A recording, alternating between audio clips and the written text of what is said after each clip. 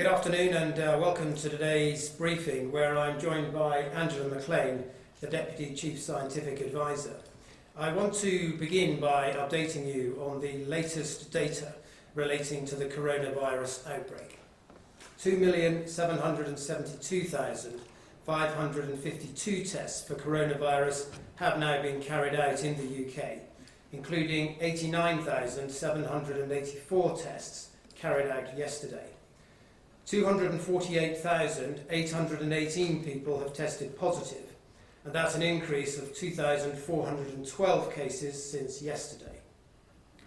10,025 people are currently in hospital with the coronavirus. That's down 17% from the 11,716 this time last week. And sadly, of those who've tested positive for coronavirus across all settings, 35,341 have now died. That's an increase of 545 fatalities since yesterday. And of course, our thoughts are with the families of all of those who've lost their lives to this virus. Before I turn to some of the work that DEFRA is doing to ensure that we are able to harvest this year's farm harvest, I want to remind people of the details of the next phase of our fight against the coronavirus. Firstly, on slide 1, as you can see, in order to monitor our progress, we are establishing a new COVID alert system with 5 levels, each relating to the level of threat posed by the virus. The alert level will be based primarily on the R value and the number of coronavirus cases. And in turn, that alert level will determine the level of social distancing measures in place. The lower the level, the fewer the measures. The higher the level, the stricter the measures. Throughout the period of lockdown, which started on March the 23rd, we were at level 4. Thanks to the hard work and sacrifices of the British people in this lockdown, we have helped to bring the R level down, and we are now in a position to begin moving to level 3 in careful steps. Turning now to slide 2. We have set out the first of 3 steps we will take to carefully modify the measures, gradually ease the lockdown, and begin to allow people to return to their way of life. But crucially, do this while avoiding what would be a second peak that overwhelms the NHS. After each step, we will closely monitor the impact of that step on the R value and the number of infections and all the available data. And we will only take the next step when we are satisfied that it is safe to do so. So in step 1, as the Prime Minister announced last week, those who cannot work from home should now speak to their employer about going to work. And people can now spend time outdoors and exercise as often as they like. Finally, turning to slide 3, having taken the first step in carefully adjusting some of the measures and our advice to people on what to do, our clear advice is to stay alert, control the virus and save lives. And staying alert means staying at home as much as possible and working from home if this is possible. Limiting contact with other people, and where contact is made with other people, keeping your distance. Washing your hands regularly, and also staying at home and self-isolating if you or a household member show symptoms of the virus. My final point today relates to the availability of labour this year for the farming harvest. Every year, large numbers of people come from countries such as Romania and Bulgaria to take part in the harvesting crops such as strawberries and salads and vegetables. We estimate that probably only about 1/3 of the people that would normally come are already here, and small numbers may continue to travel. But one thing is clear, and that is that this year we will need to rely on British workers to lend a hand to help bring that harvest home. Over the last couple of months, we have been working with industry on a plan to support and help people taking second jobs, particularly those who are furloughed. And we have launched a new Pick for Britain website that enables people to go online, check what job issues there are, what job availability there is, and to marry up job opportunities from growers and employers with those people seeking a second job particularly those that are furloughed. And we believe that those who are furloughed may be getting to the point that they want to lend a hand and play their part. They may be wanting to get out, and they may be wanting to supplement their income with an additional job. And if they do feel that way, I would urge them to visit that website and to look at the opportunities that are there. I will now turn to Angela McLean, who will give you further updates on the coronavirus. Thank you. If I could have the next slide, please. This slide shows the way people are moving around using their own cars, like goods vehicles or heavy goods vehicles, or in public transport in the three graphs on the bottom. The data runs from the 16th of March to the 17th of May.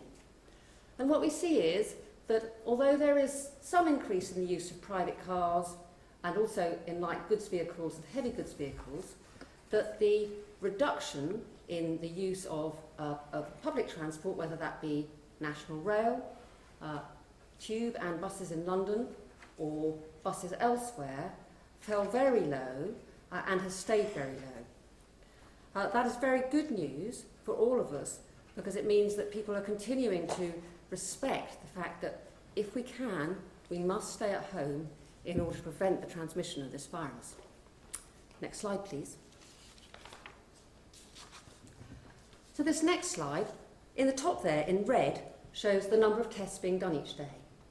And what you see is that it's been very much higher, really, for the second half of that graph. So the graph runs from the 6th of April to the 19th of May. On the 19th of May, there were 89,784 tests. And what that translates into is daily confirmed tests, daily confirmed cases. So each day, how many people across all sorts of different settings had a positive test. It's quite difficult to interpret that green graph because it's in the context of lots of different people being allowed to be tested, and indeed, of course, lots and lots of extra testing becoming available. And when I want to know what's happening every day with coronavirus infections, if I could have the next slide, please, I turn to data from hospitals and the estimates of the number of new daily admissions into hospitals each day. So we have this time series best for England, so we tend to look at the English data. And what you see there, so that's really the flow of infected people into hospitals, and it's therefore a much more sensitive way of keeping track of what's happening across the country. So what you see is a graph that rose sharply from the beginning of March. It had already risen before then, and peaked on April the 2nd. And that's actually exactly the date that we would have expected it to peak, given the lockdown that we all took on board on the 23rd of March, and the fact that it would take about 10 days for that sudden drop in the number of new infections to turn into the sudden drop you see there in the number of people arriving in hospital with COVID. And then what you see is that that has fallen fairly steadily since then. It's not falling quite as fast as it was right at the very beginning, and that is a cause for debate about why is that. And a different way of keeping track of how much infection is there in hospital is to look at the numbers of people who are really ill. So the bottom graph there is to do with people who need mechanical ventilation. So those are the people who are really most ill. And what it shows is, of all the facilities that we have, so of all the beds in hospital where there is a mechanical ventilator, how many of them are being used by a patient who is infected with COVID? And what you see is that that peaks, not surprisingly, a little bit later than the peak in new admissions, because, of course, this is now a much longer... You can only appear once you can only be a new admission once, but, of course, you can be in a hospital bed for lots and lots of days. And so you see that with a later peak, a flatter peak, and a slower decline, but nevertheless a sustained decline across all four of our nations. Next slide, please. This breaks out the number of people in hospital with COVID-19 right across the UK. So we have it for the 4 nations of England, Northern Ireland, Wales and Scotland, but England is then broken up into different regions. If we look at, and you can see that there is a fair bit of variability across the different nations and the different regions. What you see is that for some regions, the number of people in hospital has fallen rapidly and is still falling quite rapidly. And for others, the number of people in hospital, whilst it's still falling, is not falling as fast as in other places. Next slide, please.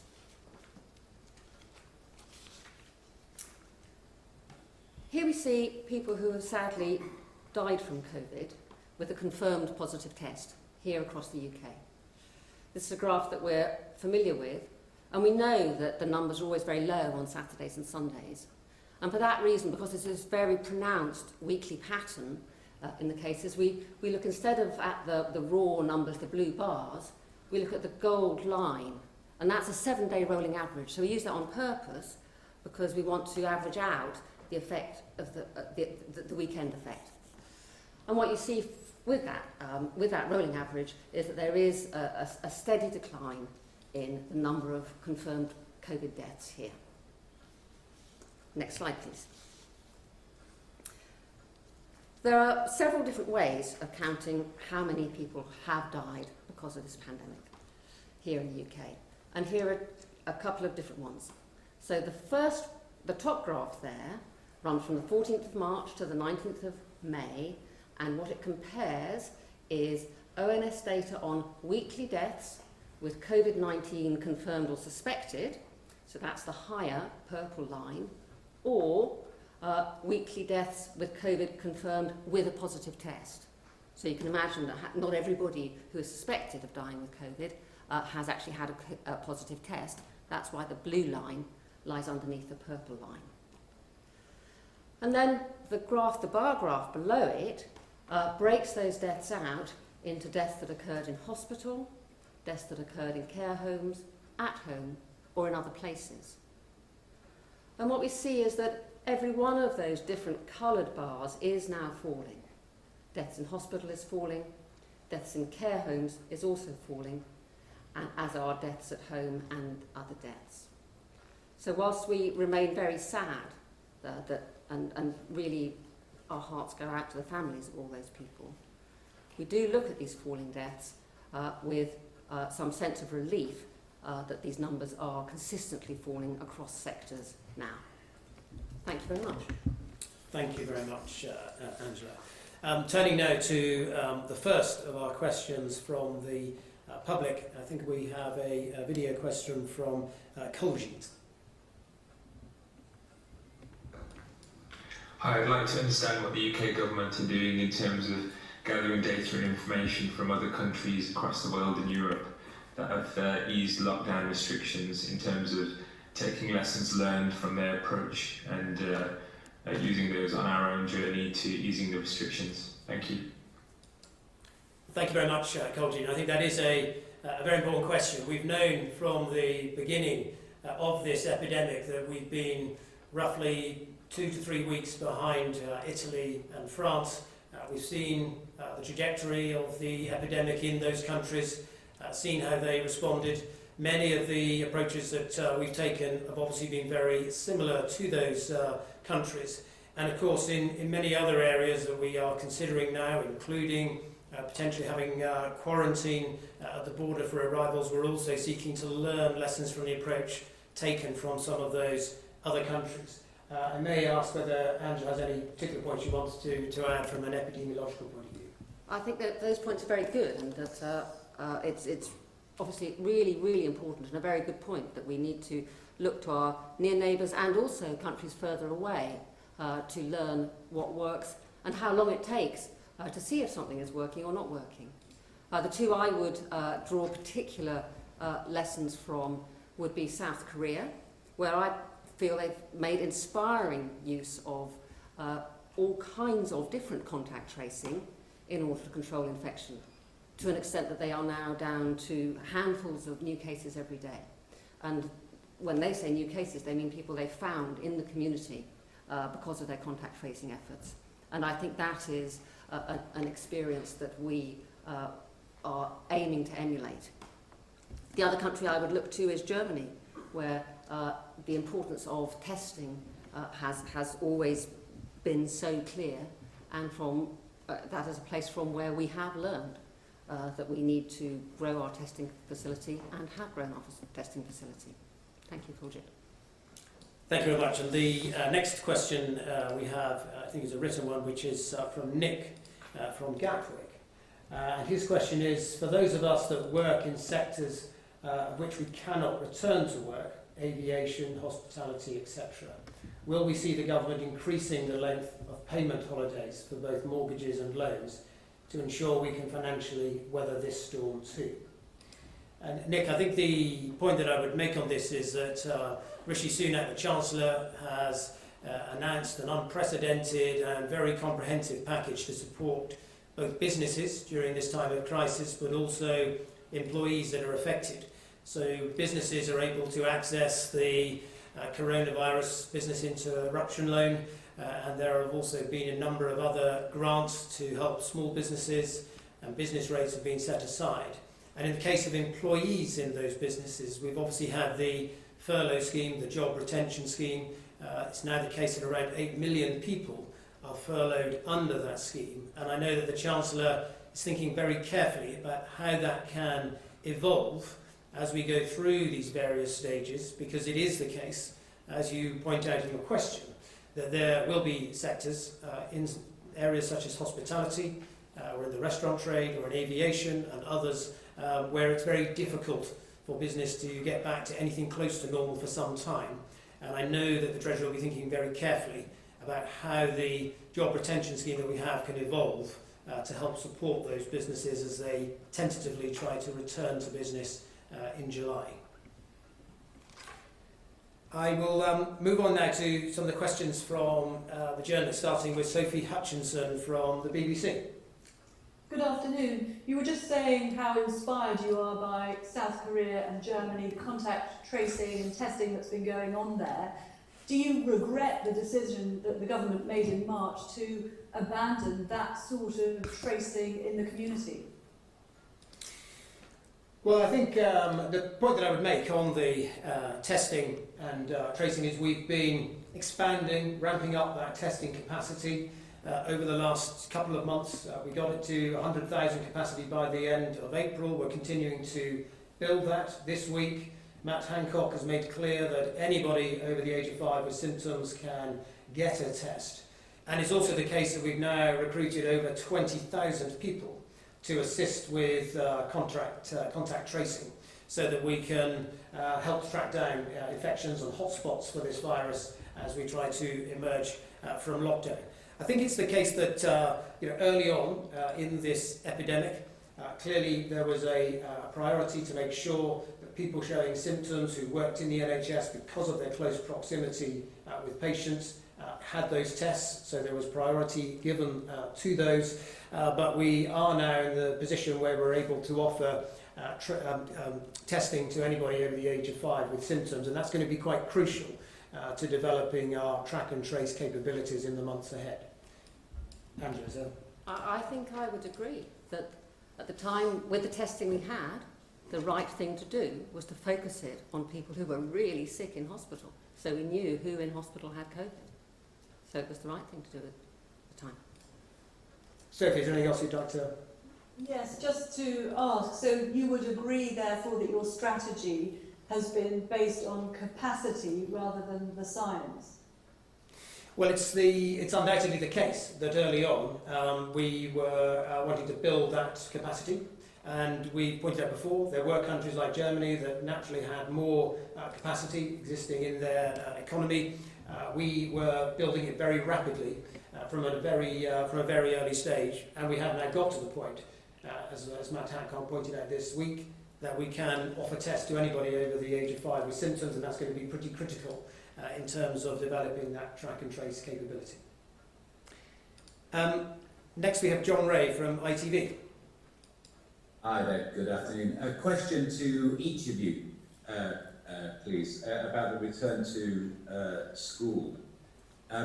I wonder if you'll both accept the deep, profound and very sincere fears of teachers and parents about heading back to school beginning in June. And for you, Minister, this question, when so much has quite obviously gone wrong with the government's leadership of this crisis, track and tracing, PPE, care homes, you can't really blame teachers for not believing you when it comes to returning to school. And for the scientists, please, frankly, isn't it just too early to conclude that the science says that it's safe to return to schools? Well, John, it won't surprise you to know that I don't share your caricature of the government's approach in this. Of course, there have been challenges along the way in these extraordinary times we're in on a number of fronts. Other countries have experienced similar challenges.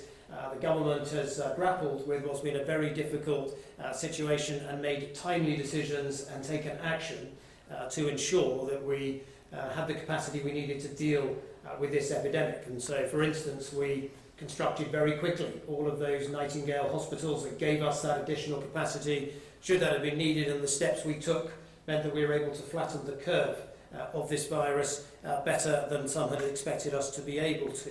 But on the specific issue of schools, we're working very closely with the teaching unions and with school leaders on our approach to this. We do believe that it's important that initially we get the year ones and year sixes back into a school environment to help prepare them for the move up to secondary school in the case of the latter, but also to help settle in the younger children in the former.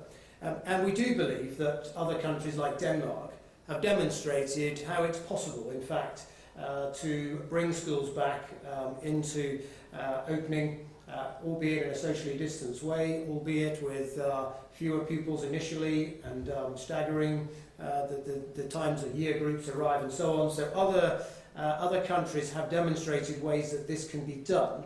And linking to the question that was raised by Koljit at the beginning of this question session, I think it is important that we learn from those other countries, and that's exactly what we're trying to do. My final point is we should bear in mind that throughout all of this crisis, I completely understand that there is apprehension and anxiety of those who are being asked to return to work, but there are some sectors, like the NHS, like police, like the food sector, who have continued to work, and in the case of the food industry have continued to work and done so successfully by putting in place social distancing measures. So we don't underestimate that there are challenges and that there's a job to do to reassure people, but we do believe it's right to embark on this as other countries have. Angela, do you want to add anything? Yes, thank you, John. Our scientists have been very clear in our advice that changes to lockdown, as we modelled them, need a highly effective track, trace and isolate system to be in place. And we're also very clear that any change to social distancing measures should be based upon observed levels of incidence in places that those are going to be changed, not on a fixed date. Okay. John, is there anything else you wanted to pick up to each of you? To the scientists, as I understand it, the track and trace will not be in place, fully in place, by the 1st of June. So does that affect the scientific advice you're giving? Will it be safe to reopen schools? And to you, Minister, you seem to be accepting that the decision to send children back to school is not a scientific one, but a political calculation. Even if that means that there is an aspect of risk for the children. So we're getting a full update on Thursday of exactly what's going to be in place and when. So perhaps you simply party to knowledge that I'm not party to. I'm going to wait and to see what I get told on Thursday about what's going to be in place by when. And John, look, it's absolutely the case that as we evolve our policy from lockdown to something more nuanced, with easements being progressively rolled out in several stages over the course of this summer, of course, absolutely we are following the science on this. And just as other countries like Denmark, who've also embarked on a similar journey, are also following the science. So I don't accept that it's putting the science to one side. But it is absolutely the case that all of us are going to have to live alongside this virus for some time to come. And we do need to try to live our lives and identify ways of returning to work as far as possible, and to put in place those social distancing measures. And that's what's happening.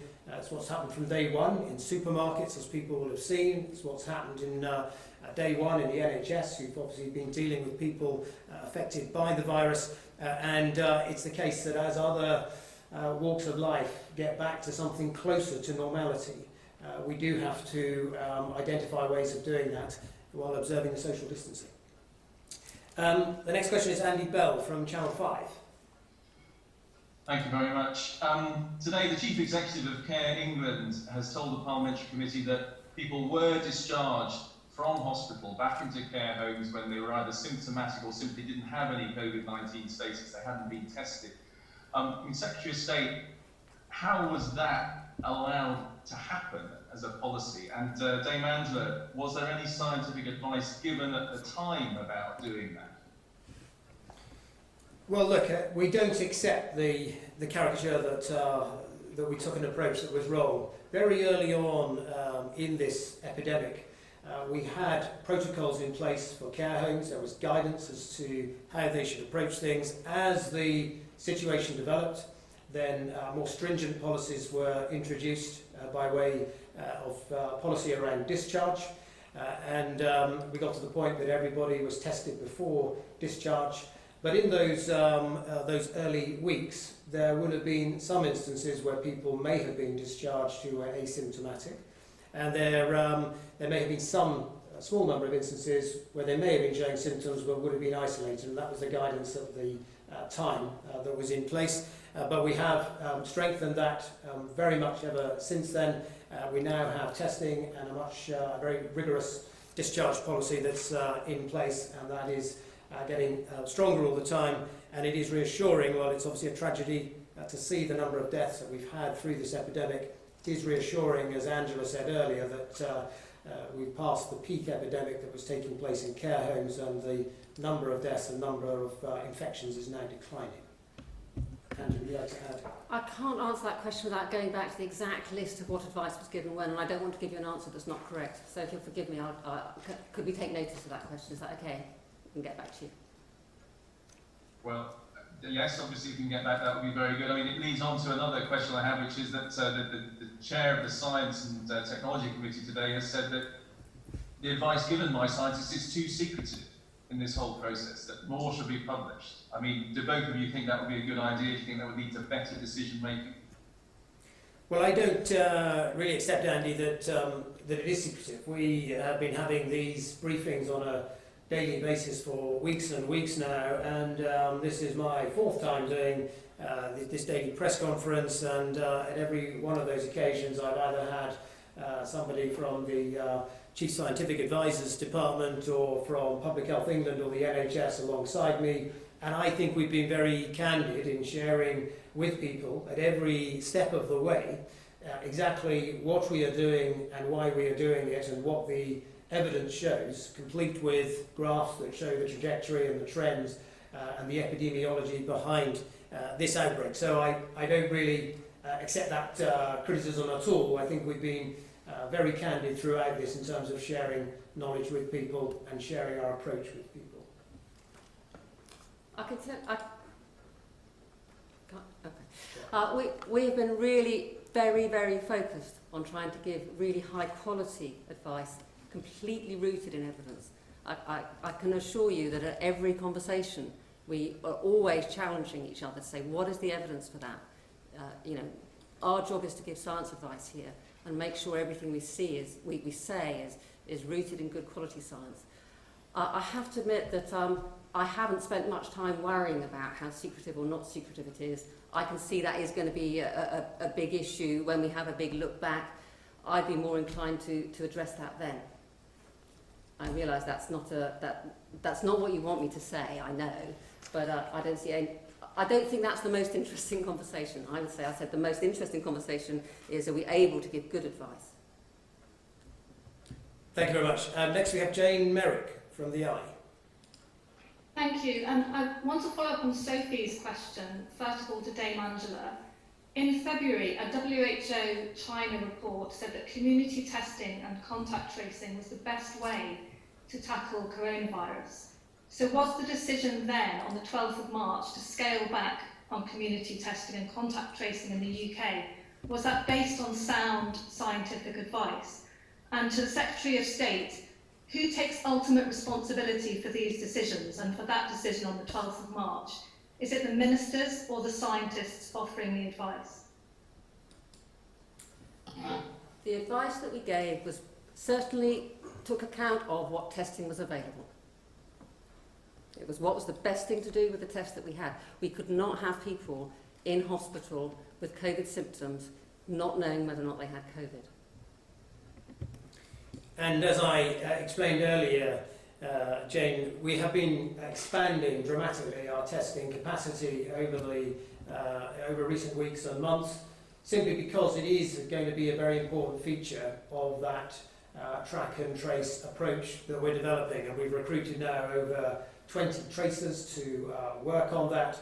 And as we evolve this policy and emerge from full lockdown to something where we try to support people getting back to work normally, having that track and trace approach is going to be increasingly important, and that's why we are increasing that capacity. As I pointed out earlier, at the beginning of this, when there was an issue of capacity on tests, then of course you needed to prioritise where those tests were most needed.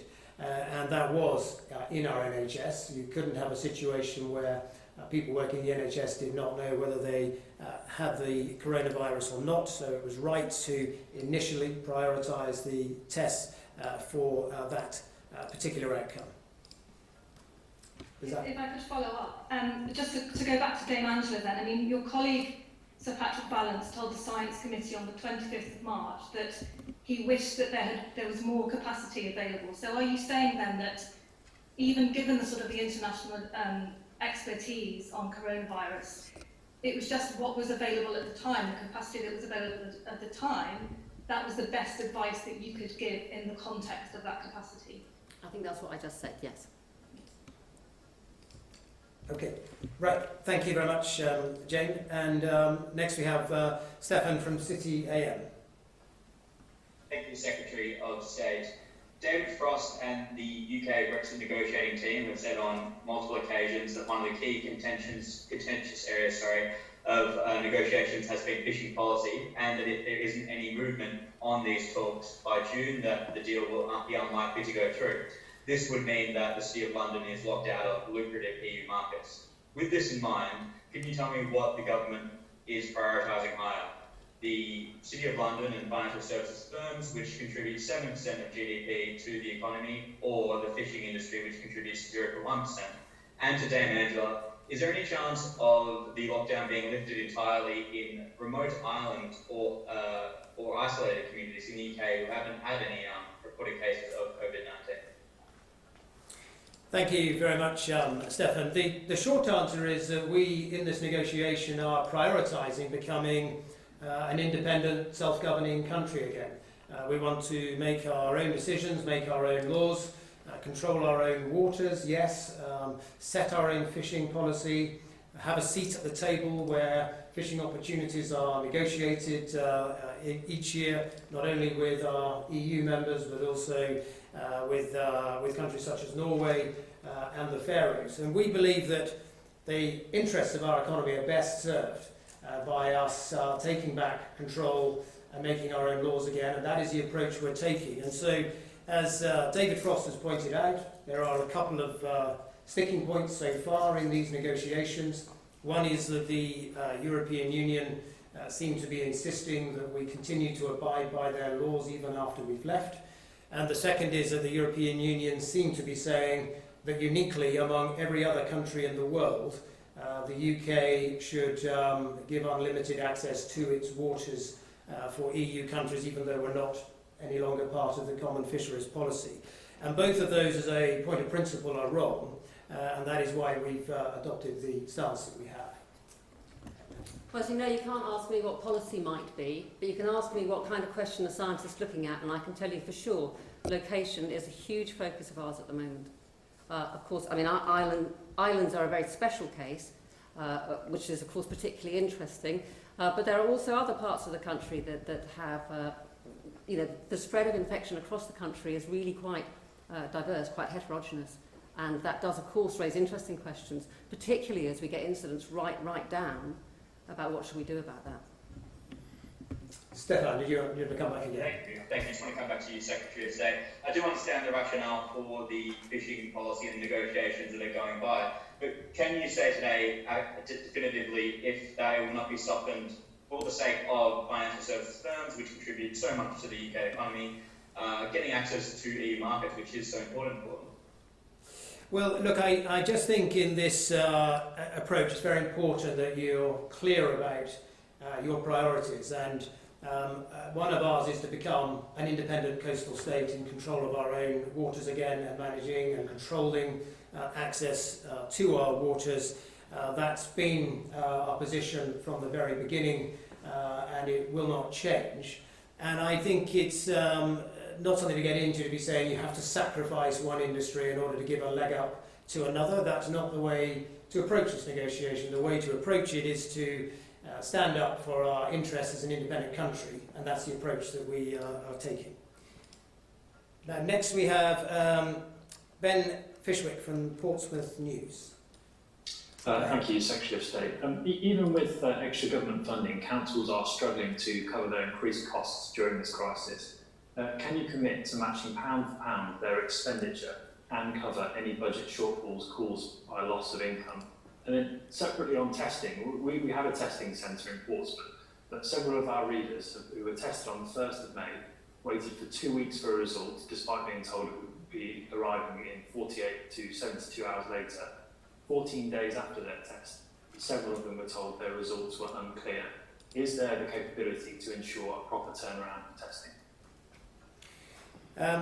Well, Ben, on your latter point, we do recognise that there have been a few reports of people not getting the results to their tests as quickly as they would expect. And it's also the case that there are instances where a test result comes back as inconclusive, and sometimes second tests have to take place. And I might ask Angela in a moment to say a bit more on that. On your former point about local authorities, of course the government recognises that this coronavirus outbreak has put pressure on local authorities. We've recognised that, and we've given them an additional £3.2 billion to help them cope with the new burdens that have been in place. We've also made available £600 million to support care homes and help them respond to this crisis. So yes, we recognise that there are new burdens on local authorities as a result of this, and we've put in place some additional funding to recognise that. And I completely appreciate that local authorities will always say that they need further funding, and you know, in situations like this, they will have funds set aside for events of this sort. And we think that the approach that we've taken with that £3.2 billion injection is the appropriate intervention from government to support them in the really important work that they're doing. Angela, did you want to add anything on the... I think really running a rapid and reliable testing system is an entirely operational issue. And so the science advice would be you need to have a rapid and reliable testing system. Okay. Ben, is there any final thing you want to... Are you confident we do have a rapid and reliable testing system? I think it's getting better, and one of the things we've actually looked at a lot today is evidence from other countries, and it clearly is possible to set up testing systems with a 48-hour turnaround. Okay, thank you very much, Ben, and thank you to everyone for those questions. I think we've covered a large amount of ground today, but thank you very much.